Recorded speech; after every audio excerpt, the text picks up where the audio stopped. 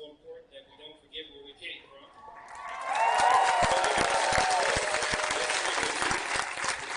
So after the Jim Crow laws were subject to either blatant or passive discrimination to keep us progressing economically, we have to think about this. What really happened? When are we going to take ownership for ourselves? So, blacks are often paid lower salaries for the same job our counterparts are. This is built. This is how America. You got to say that. This is your saying for the day. This is how America keeps their foot on our neck. So, let me hear it from the crowd. One more time. I know we can do better than that. There you go. There you go. Thank you.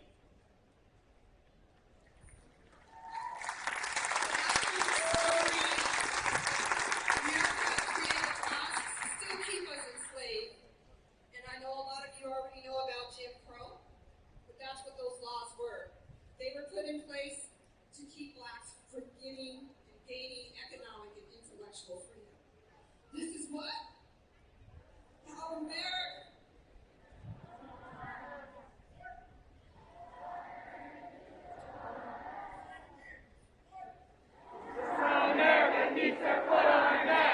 Okay, and don't believe the hype that blacks are not educated. Black women are the highest educated group.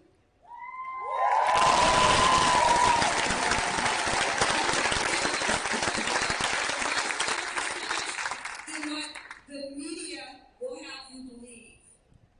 So these things are put in place so that we will think that we are inferior and that other people will think that blacks are inferior. But the truth of the matter is we are not inferior.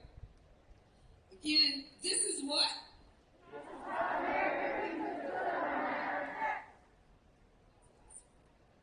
Like he. So for those who do not know, we have a friend. His name is Joaquin. He's a good man. He represents African town. Supports all the people in the community. He's one of the better members that we have out in the community today, so I'm going to say that vocally and openly because I can do that. Because you know what? We're not asking for permission. Thank you, Brother Lawrence. Thank you, Rita. Thank you, everyone that's here. White King here, I'm third generation in this community. Black people have called this particular community, this neighborhood, this area, home for almost 140 years, right? Over 100, before Washington was even a state. William Groves bought 12 acres of land right over here from Henry Yesler and then started partitioning his land so other black people could settle in this land. And this was before redlining, all right? So this has been our community for a long time. The son of this community.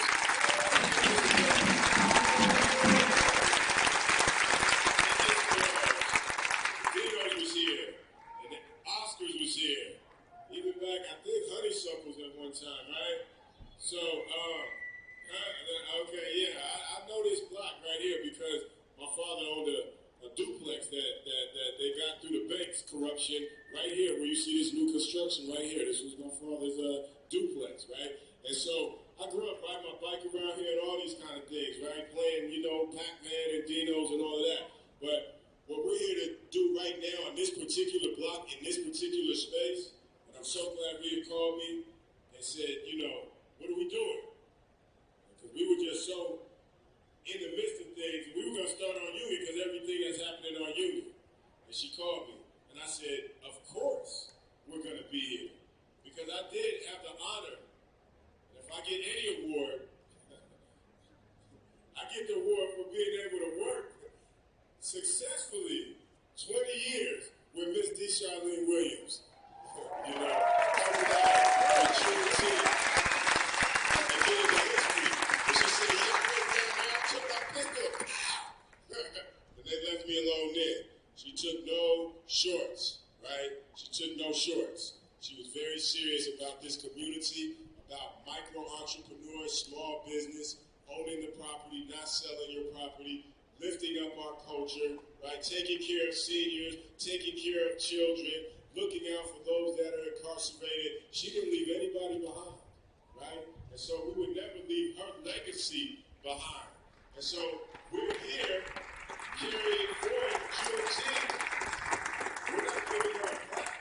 We're here when I'm living here. This is a living memorial to those that came before us.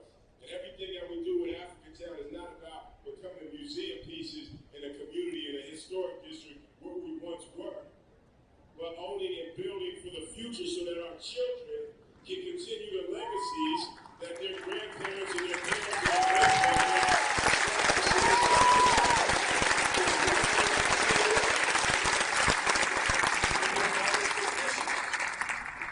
That's what we're here for. And Juneteenth, some say it's a celebration of the end of slavery, but slavery never ended. So really what it is a celebration of our ability to be here together to keep our freedom struggle moving forward.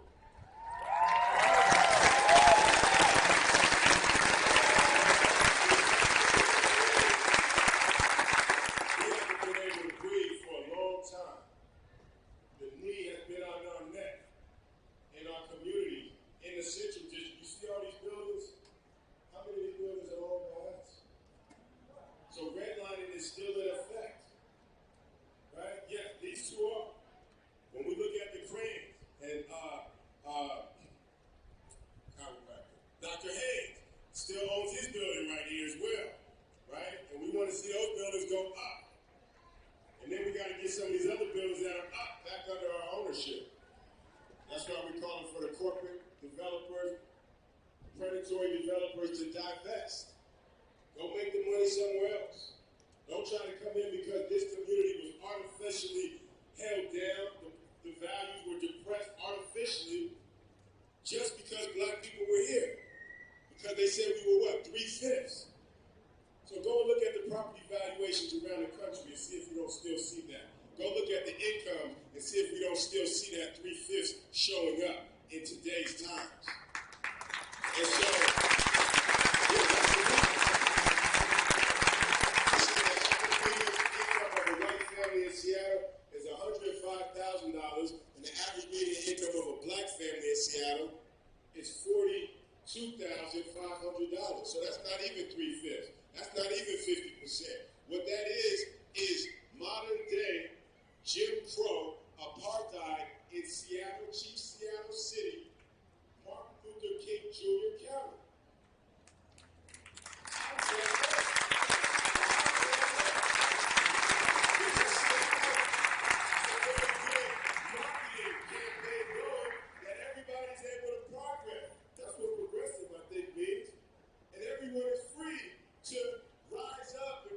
That's what liberal, I think, means, but we know that that's not the reality for our community again, that has called this home for almost 140 years. And this is still our home. This is still our root in this particular city, in this area, right? So we're going to keep it going and growing in this community, and we're saying no in Jim Crow apartheid in Chief Seattle City and Martin Luther King Jr. County. It's only right that we do that right here and show the rest of the nation how to do that. We're a small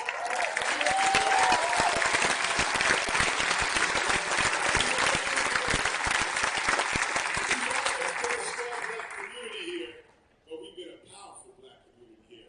When you think about the jazz legacy that was right here on Madison and Jackson, all the businesses, this was a home ownership black community also. They're trying to turn us into just a subsidized, affordable housing black community. But we're not going for